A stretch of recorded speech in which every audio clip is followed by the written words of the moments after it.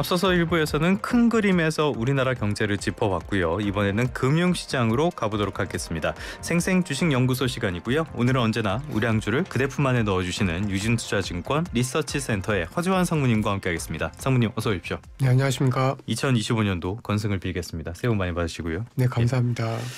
새해 들어서 어제 첫 거래일이었는데 결국에는 약보합으로 마감을 했어요. 그러다가 오늘은 굉장히 좀 강세를 보이고 있는데 전반적인 흐름 어떻게 보셨습니까? 예, 사실 어저께 같은 경우에는 이제 2024년도에 그러니까 결국은 이제 지난해 워낙 안 좋았기 때문에 예. 그래도 좀 딛고 올라가지 않을까라는 생각들을 했었는데 이제 사실은 이제 좀 실망감이 좀 컸었던 것 같고 그나마 이제 오늘은 그래도 좀 올라서 코스피 기준으로는 이제 2,400선을 유지를 하다 보니까 작년보다는 좀 그래도 올해가 분위기는 좀 낫지 않을까라는 기대감을 좀 가질 수 있을 것 같습니다. 예. 지금 보니까 코스피 쪽에 외국인이 한 1,000억 원 넘게 순매수를 하고 있는데 외국인이 올해는 좀 들어와 줄까요? 어떻게 보십니까? 저는 결국은 이제 외국인들의 흐름을 보려면 환율이 굉장히 중요하잖아요. 예. 근데 지난주 그러니까 연말까지 1,480원 특히 이제 까지 올랐던 환율이 어제 오늘 그러니까 특히 어저께 같은 경우에는 저희 이제 외환 당국에서 굉장히 좀 세게 좀 반응을 해주면서 어쨌든 그 원달러 환율의 상승세가 약간 주춤해진 부분들이 예. 나름은 외국인 투자가들의 어떤 심리에 좀 긍정적인 영향을 좀 줬었지 않았나라고 좀 보여져서 예. 올해 전체적으로 외국인들이 아주 큰 폭의 매도는 하지 않을 가능성이 높다라고 좀 보고 있습니다. 엄청나게 매수세를 보이지 않더라도 작년처럼 막 팔지는 않을 것이다. 이 정도로 이해하면 되겠습니까? 네, 그렇습니다. 알겠습니다. 상황을 좀 더 지켜보도록 하고요. 국내 주식 상황은 조금 뒤에 더 자세하게 살펴보도록 하겠습니다. 이번에는 뉴욕으로 가보도록 할게요. 산타랠리는 완전히 실종됐죠? 네, 그렇습니다. 간밤에도 많이 조정을 받던데 어떻게 보셨습니까? 사실 이거는 이제 작년에 이제 S&P 500이 한 23% 정도 올랐잖아요. 네네네. 그러니까 이제 2023년에도 24%가 올라서 사실 이제 두 해 연속으로 이렇게 20% 이상 오른 경우가 그렇게 많지는 않거든요. 좀 많이 오르긴 했죠. 네. 그래서 사실은 이제 산타랠리, 그러니까 특히 이제 크리스마스 끝나고 난 다음에 한 4일, 5일은 의외로 미국 시장이 조정을 많이 받았습니다. 그래서 좀 제가 보기엔 이게 미국 경제나 주식 기업들의 어떤 특별한 이상이 있다라기보다는 지난 2년 동안에 워낙 많이 올랐고 아무리 이제 강세장이라고 하더라도 3년 연속으로 미국 주식 시장이 20% 이상, 두 자릿수 이상의 상승을 보였던 경우는 거의 없었습니다. 그래서 조금 상승에 대한 어떤 피로가 좀 쌓인 게 아닌가라고 좀 볼 수 있을 것 같아서 약간 1월 달은 미국 시장도 좀 쉬어갈 수 있지 않을까라는 생각을 좀 하고 있습니다. 그럼 올해 전체로 봤을 때는 지난번에 나오셔서는 안정성은 있을 거다라고 평가를 해주셨는데 지금 여러 가지 불확실성이 있는 것도 사실이잖아요. 전반적으로 봤을 때는 어떻게 될 걸로 보십니까?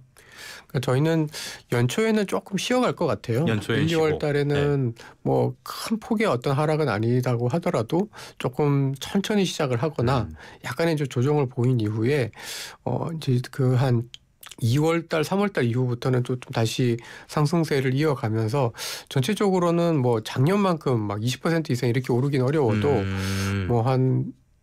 한 자릿수 대 후반대의 수준의 주가 상승은 충분히 좀 가능하다 이렇게 좀 보고 있습니다. 그럼 지수 추종하는 ETF 같은 걸 하면은 최소한 은행 이자보다는 더 벌 수 있겠네요.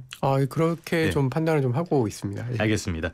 근데 좀 눈여겨봐야 될 게 서학개미들이 굉장히 좋아하는 종목 하나, 테슬라.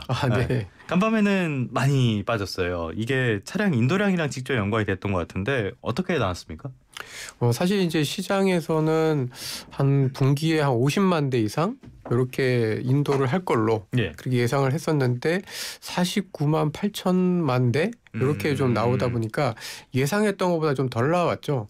근데 이게 이제 왜 좀 문제가 되냐면 사실 이제 내년에는 전기차에 대한 보조금이 줄기 때문에 보조금이 줄기 전에 그래도 막판에 좀 수요가 좀 있지 않겠는가라는 기대감 때문에 생각보다 시장에서는 기대치는 50만이었지만 사실 51만 대도 충분히 가능하지 않나라는 기대감이 좀 컸는데 사실 그렇게 못 나왔던 거죠. 네네네. 그러니까 이제 생각보다 이 IRA 보조금이 줄어들고 전기차에 대한 보조금이 줄기 때문에 사람들이 테슬라 차를 좀 많이 살지 않을까라고 생각을 했는데 생각보다는 수요가 좀 적었다라는 거. 네. 이게 좀 크게 일단은 표면적인 이유가 있는 것 같고 뭐 저는 실질적인 이유는 뭐 사실 트럼프 그 선거 승리 이후에 테슬라 주가가 워낙 많이 올랐다. 맞아요. 얼마나 올랐죠? 80%인가? 네, 80% 올랐습니다. 그러니까 거의 2배 가까이 오른 거잖아요. 네네. 그것도 한 달 반 사이에. 네. 그러니까 좀 쉴 때가 좀 됐지 않았나라고 좀 보여지고 실제로 이제 테슬라 입장에서 봤을 때 좀 더 중요한 모멘텀은 이달 29일인가요? 예. 테슬라 실적 발표. 아. 이게 조금 더 중요할 것 같습니다. 예. 당연히 이제 뭐 인도량이 줄었으니까 실적이 그렇게 예상했던 것보다는 못 미칠 것 같습니다만은 가격 효과마저도 줄어들게 되면 조금 더 쉴 것 같고 그렇지 않다고 하면은 그래도 하락폭을 어느 정도 좀 만회하지 네. 않을까라고 예상을 좀 하고 있습니다. 약간 쉴 가능성이 있다. 근데 지금까지 말씀해 주신 걸 보면은 일단은 건전한 조정에 가깝다라고도 볼 수가 있겠는데 이 테슬라를 바라보는 시선은 여러 가지가 있는 것 같아요. 그래도 건전하게 계속 갈 수 있을 것이다. 반대쪽에서는 오버밸류다 이런 평가도 나오고 있거든요. 상무님께서는 올해 전망을 한다면 어떻게 보시겠습니까? 사실 이제 저는 개인적으로는 이런 테슬라 같은 주식을 너무 그렇게 선호하지는 않습니다. 어떤 면에서 그렇죠? 예. 사실 이제 이 테슬라가 꿈을 쫓는 주식이거든요. 그러니까 이제 앞으로의 어떤 성장 그리고 특히 뭐 그 사이버 트럭과 같은 이렇게 새로운 어떤 신제품 그다음에 뭐 자율주행 이런 어떤 신기술을 추종을 하기 때문에 미래에 대한 어떤 성장을 기대를 한다는 측면에서는 굉장히 매력적이고 뭐 그러한 기대들을 지금까지는 충분히 좀 실현시켜 왔다라는 저력이 있는 기업이긴 합니다만은 사실 이렇게 이런 기업들이 변동성이 좀 큽니다. 변동성이 좀 매우 커서 사실 이제 저는 개인적으로는 이렇게 변동성이 너무 큰 주식 그래서 썩 좋아하지도 않고 그리고 이제 작년도 주가가 많이 오르긴 했습니다만은 사실 트럼프 대선 전까지는 별로 재미없었거든요. 그러니까 M7에서 뭐 탈락시켜야 된다는 얘기까지 나왔었는데 정치 테마주가 돼버렸습니다. 그냥.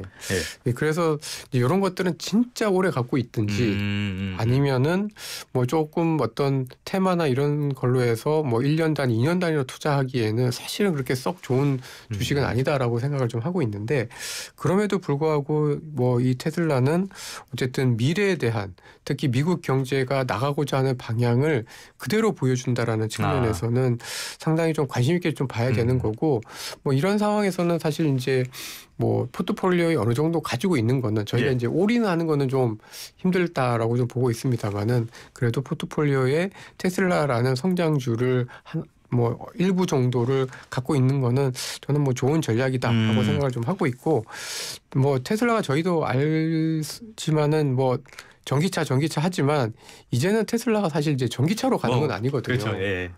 그래서 이제는 이제 정말 미국 경제 그리고 세계 경제를 이끌 수 있는 뭐 자율주행이라든지 그다음에 뭐 스페이스 X라든지 이런 측면에서 얼마만큼의 혁신을 이루어질 수 있을지 그러니까 미래를 얼마나 땡겨와 줄 수 있을지가 테슬라에 대한 어떤 미래의 모습이기 때문에 그런 측면에서 테슬라는 여전히 좀 관심 있게 좀 볼 만한 주식이다라고 보고 있습니다. 다만 매출에서 절대적인 비중을 차지하는 건 여전히 전기차니까 관심을 갖고 보시되 약간 신중해질 필요는 있다라는 이야기까지 들어봤습니다. 실제로 사이버트럭 성과가 별로 안 좋았죠? 예상했던 것보다는 좀 부진했던 것 같습니다. 알겠습니다. 이런 점도 있으니까 변동성이 크다는 점 충분히 고려를 하셔야 될 것 같고요. 뉴욕 증시 상황 살펴봤으니까 이제 국내로 다시 돌아오도록 하겠습니다. 많은 전문가들이 올해 상반기에는 썩 좋지 않을 것이다. 그래도 하반기에는 경기, 증시 좀 회복할 것이다. 이렇게 전망을 하거든요. 상무님께서도 동의하십니까? 네, 저도 동의하고요. 근데 이제 상반기라고 하면 너무 길잖아요. 그래서 그나마 좀 분기 단위로 봤을 때는 그래도 1분기가 바닥일 가능성이 높고 2분기부터는 이제 점진적으로 좀 회복을 할 가능성이 높다라고 생각을 좀 하고 있는데 사실 좀 이렇게 솔직히 말씀드리면 상저하고가 저희 입장에서 이렇게 자료를 만들고 발표하는 사람 입장에서 봤을 때는 사실 좀 변명입니다. 그러니까 지금은 어렵지만 미래를 너무 나쁘게 보기에는 상황이 그렇게까지 또 얘기할 정도는 아니다 보니까 약간 좀 지금의 상황을 좀 피하고자 하는 좀 비겁한 표현인 거죠. 솔직히 말씀을 드리면. 근데 이제 올해 같은 경우는 너무 솔직하시다. 그러니까 1분기에 거의 모든 악재들이 다 집중될 가능성들이 좀 있기 때문에 예. 그리고 뭐 최근에 어떤 환율이라든지 여러 가지 불안감들, 그다음에 정치적인 불확실성 이런 것들이 그래도 2분기부터는 좀 개선될 가능성들이 좀 높아서 그래도 이게 상저하고가 될 가능성이 그래도 좀 상당히 높지 않겠나 예. 이렇게 예상을 좀 하고 있습니다. 그럼 말씀하신 걸 보면은 아무리 이게 상저하고라고 해도 힘있게 치고 올라가는 그 정도까지 추동력은 없을 것도 같은데 만약에 우리가 이런 회복세를 기대해 본다면은 어떤 계기가 있을까요? 뭐 사실 이제 저희가 이제 기대할 수 있는 거는 어쨌든 그 미국보다 이제 미국이 아닌 다른 지역 예. 그리고 특히 뭐 중국이라든지 유럽이라든지 이런 쪽에서 경기가 좋아지면서 저희 수출이 관세의 어떤 영향을 벗어나서도 기업들의 이익이 좀 꾸준히 좋아질 수 예. 있다라는 것들이 조금 명확해질 필요가 좀 있을 것 같습니다. 예. 그러니까 이제 어떻게 보면 저희 한국의 주식 시장이 지금 굉장히 좀 싼 편이거든요. 엄청 싸죠. 네. 근데 또 싼 데는 이유가 있습니다. 그러니까 이제 지금 금리가 높기 때문에 뭐 여전히 이제 주식시장이 조금 싸게 저평가되는 것도 뭐 일리는 있고 네. 또 저희가 정치적인 여러 가지 불확실성 그다음에 이 무한 제주공항 참사 같은 이런 일들을 겪으면서 사람들의 심리가 사실은 좀 가라앉을 수밖에 없기 때문에 뭐 주식시장이 좀 싸게 거래가 되는 건 맞습니다만은 이게 사실 이게 어제 오늘 일은 아니거든요. 그러니까 저희 한국 주식시장이 지금 장부가 그러니까 소위 말해서 PBR이라고 하잖아요. 예. 장부가보다도 지금 아래에서 거래가 되고 있는데 이 얘기는 뭐냐면 지금 부도가 나도 부도가 날 가능성에도 그러니까 부도가 나서 다 자산을 다 팔아도 지금의 어떤 북밸류가 현재 시장 가격보다 더 높다라는 얘기이기 때문에 그 얘기는 굉장히 지금 한국 기업들의 자산에 대한 어떤 건전성을 못 믿겠다는 의미거든요. 그러니까 이제 장기적인 성장성에 있어서 한국의 경제가 앞으로 뭘 먹고 살 거냐 이런 거에 대한 고민들이 좀 들어간 건데 그런 부분에 대한 어떤 그 불확실성을 좀 펼쳐줄 수 있는 열어줄 수 있는 단서가 저는 이제 트럼프의 어떤 관세 이후에 어떤 저희 그 수출 업체들의 어떤 대응들 이런 것들이 좀 계기가 좀 되지 않을까라고 보고 있습니다. 알겠습니다. 지금까지 말씀해 주신 내용들 다 종합을 하면은 제가 지금 드릴 질문에도 어느 정도 답이 나올 것 같은데요. 올해 우리 증시에 영향을 미칠 만한 요소 투자할 때 가장 먼저 고려해야 될 요인은 뭘까? 몇 가지 이렇게 보기를 먼저 드린 게 있는데 좀 설명을 해주신다면 뭘 제일 좀 주목하고 왜 그거를 주목해야 되는지 설명 좀 해주시겠습니까? 네, 가장 크게는 역시 관세죠. 관세, 트럼프. 네. 예. 왜냐하면 이게 불확실성을 가장 높이는 거거든요. 예. 그러니까 환율이 뭐 나빠진다. 뭐 이건 또 악재이긴 하지만 환율이 나빠지는 게 뭐 1,500원, 1,600원, 2,000원 이렇게 가면 문제가 되긴 하겠습니다만은 그렇게 보고 있지는 않잖아요. 그러니까 한계가 있거든요. 네네네. 근데 관세라는 거는 이게 정말 어떻게 전개가 될지 이런 거에 대한 불확실성이 가장 크기 때문에 주식시장 입장에서 봤을 때는 저는 관세 정책을 포함한 트럼프 이슈가 지금 국내 기업들의 앞으로의 어떤 투자 그다음에 실적에 대한 어떤 불확실성을 가장 크게 하는 요인이기 때문에 이런 부분들을 가장 먼저 좀 봐야 되지 않을까라고 생각을 좀 하고 있고 그 다음에는 이제 뭐 환율, 그 다음에 이제 미국 연준의 이제 금리 이런 정책인데요.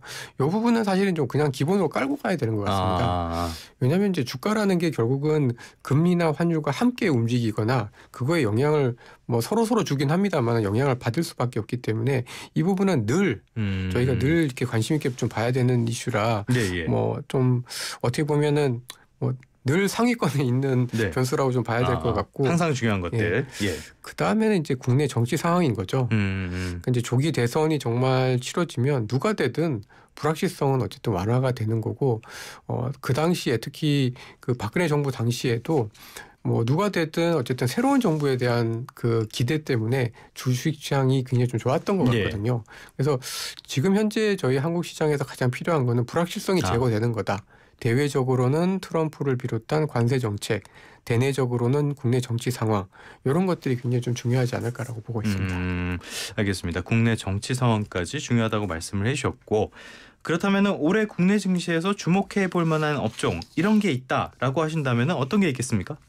사실 너무 좀 이게 뻔한 이야기라 좀 그렇긴 한데 일단은 그 뭐 조선기계 그다음에 제약 바이오, 그다음에 저희는 이제 미디어 예. 엔터테인먼트 요런 단 4가지 정도 업종을 좀 보고 있는데요. 그럼 YTN도 힘을 낼 수 있는. 네.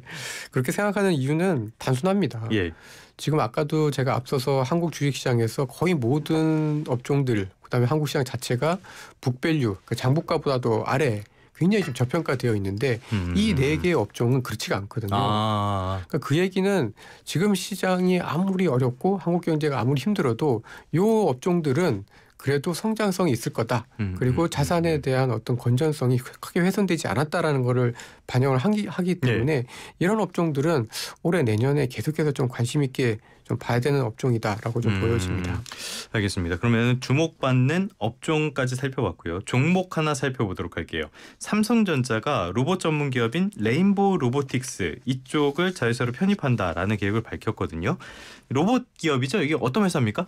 쉽게 얘기하면 휴머노이드 만드는 그 로봇 회사입니다. 예. 그러니까 이제 로봇이 여러 종류가 있는데 사람을 닮은 사람의 어떤 일을 실질적으로 이렇게 도와줄 수 있는 그런 로봇을 만드는 회사로서 이 회사 같은 경우에는 이제 카이스트 출신의 박사님들이 이제 그 벤처로 스타트업으로 이제 만들었는데 이게 성장을 하다 보니까 이제 삼성전자에서 이 회사를 그 지분을 이제 샀죠. 네네네. 지분을 사면서 이제 관심을 받기 시작을 했고, 근데 이제 어제 나온 뉴스로는 이제 지분을 더 많이 사는 콜옵션을 행사를 해서 아예 이제 자회사로 이제 편입을 한다라는 뉴스가 좀 나오면서 주가가 상한가까지 올랐던 것 같습니다. 오늘도 약간은 다시 좀 오르고 있는데 이렇게 오를 수 있는 배경 역시 뭐 삼성전자가 입수한다는 게 가장 큰 이유긴 하겠지만은 그래도 로봇 산업에 대한 기대감도 굉장히 큰 거 아닙니까? 로봇 산업에 대해서 어떻게 평가하십니까? 저희가 이제 로봇 산업에 대해서는 차기에 성장을 할 수 있는 굉장히 중요한 산업으로 좀 보긴 하는데요. 예. 사실 이제 좀 안타까운 거는 국내 기업들 중에 이렇게 좀 글로벌하게 봤을 때 경쟁력과 성장성을 인정받을 수 있는 기업들이 그렇게 많지가 않습니다. 그래서 좀 한계가 있죠. 그러니까 이제 미국의 뭐 여러 로봇 기업들, 일본의 로봇 기업들에 비하면은 저희가 사실은 이제 경쟁력이 아주 높다고 보고 있지는 않은데 그나마 이제 이런 레인보우 로보틱스 같은 업체들은 삼성전자가 이렇게 찜해놓은 회사다 보니까 그만큼 인정을 받았다라는 측면에서 좀 관심이 좀 있는 회사라고 좀 보여지고요. 어쨌든 뭐 이게 저희 국내 업체들의 어떤 실력이 조금 떨어지는 거는 있지만 그래도 어쨌든 로봇 산업은 계속해서 성장할 수 있는 산업인 거는 분명한 것 같습니다. 알겠습니다. 그럼 말 나온 김에 오늘의 주인공은 아니고요. 삼성전자. 네. 지난해 말썽꾸러기로 저희한테도 많이 혼난 삼성전자인데 삼성전자 주가가 여전히 부진한 상황이에요. 별로 조짐이 좋지가 않은데 올해 전체로 본다면 전망은 좀 어떻게 보십니까? 저희 국내 주식시장의 어떤 상저하고의 어떤 흐름과 비슷하게 가지 않을까라고 생각을 하고 삼성전자도? 있습니다. 예. 그러니까 결국은 삼성전자가 회복되려면 뭔가 AI 칩과 관련돼서 새로운 어떤 혁신들을 증명해내야 되는 과제가 있고 그다음에 아니면은 뭐 PC나 핸드폰 쪽에서의 어떤 소위 말하는 전통 반도체 쪽에서 어떤 실적이 좋아지는 그런 모습들이 좀 있어야 되는 상황인데요. 근데 과거에는 이렇게 반도체 사이클이 안 좋을 때 항상 반도체에서 굉장히 적자 내지는 적자 비스무리하게 실적이 굉장히 많이 꺾였는데 지금은 이제 그렇지는 않은 상황이거든요. 그래서 뭐 좀 기대치를 낮추면 그리고 지금 이미 기대도 좀 많이 낮아져 있기 때문에 분명히 올해 한 번 정도의 기회는 분명히 있을 거다라고 판단을 좀 하고 있습니다. 다만 이게 상반기 지금 연초부터냐라고 보면 그렇게 되기는 쉽지는 않아 보이고 한 2분기 중후반 정도부터는 그래도 좀 사이클적으로 봤을 때 분명히 좀 개선될 수 있는 타임이 올 수 있을 거다라고 예상을 하고 있습니다. 그렇다면 항상 세트로 거론되는 형님을 제친 동생 SK하이닉스는 좀 전망이 어떻습니까? 뭐 상대적으로 굉장히 좀 좋은 편이다라고 좀 보여지고요. 어떻게 보면 삼성전자를 외국인들이 계속 파는 과정에서도 SK하이닉스를 계속 매수를 하는 모습을 보여줬거든요. 그런 모습들을 보면은 여전히 외국인들 입장에서 봤을 때도 반도체도 이제 AI 반도체 쪽으로 이렇게 갈리는 상황에서 그래도 SK하이닉스에 대한 어떤 경쟁력을 외국인들조차도 인정을 해주고 있다. 그래서 좀 어떻게 보면 반도체 내에 어쨌든 탑픽은 여전히 SK하이닉스가 되지 않을까라고 보여집니다. 알겠습니다. 오늘은 뉴욕 증시는 물론이고요. 국내 증시까지 다양한 이야기 유진투자증권 리서치센터의 허재환 상무님과 함께 나눠봤습니다. 오늘 말씀 고맙습니다. 감사합니다.